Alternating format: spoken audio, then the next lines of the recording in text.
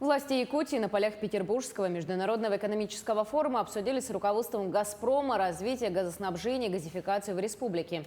Стороны обсудили ход реализации программы развития газоснабжения и газификации Якутии до 2025 года, обеспечивающей газификацию населенных пунктов южных районов региона, расположенных вдоль магистрального газопровода «Сила Сибири».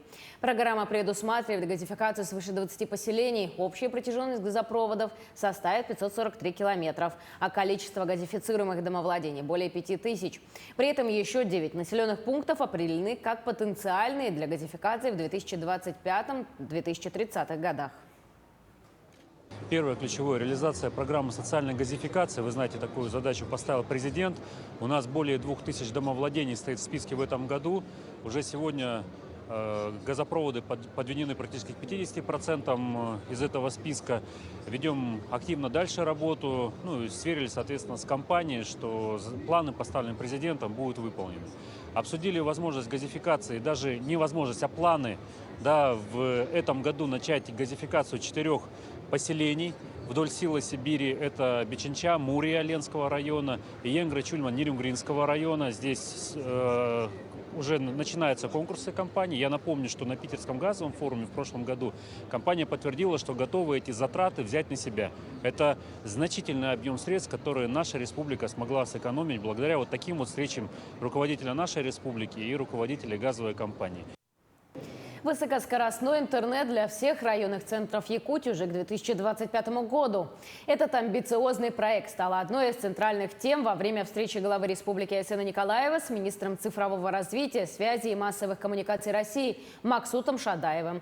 В рамках Петербургского международного экономического форума стороны обсудили развитие цифровой экономики в регионе, внедрение электронных услуг для жителей и строительство волоконно-оптических линий связи в Якутии, в том числе в самых труднодоступных и малочисленных населенных пунктов.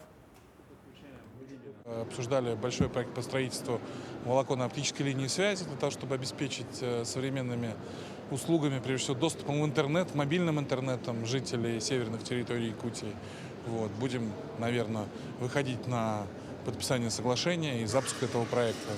И у нас будет бюджетное федеральное финансирование, республика тоже будет софинансировать, и оператор связи. Соответственно, до конца 2025 года вся республика будет покрыта оптоволоконными линиями.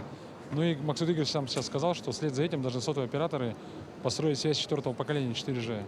И вот это будет, наконец-то, цифровое равенство во всей арктической зоне, то есть связь в Чукурдахе или в Черском не будет отличаться от связи в Якутске, а может быть даже чуть лучше. Поэтому это супер новость, я считаю, что это большая победа на полях форума. Конечно, большую работу провел глава республики, действительно смог доказать перед федеральным министром, что это действительно необходимо.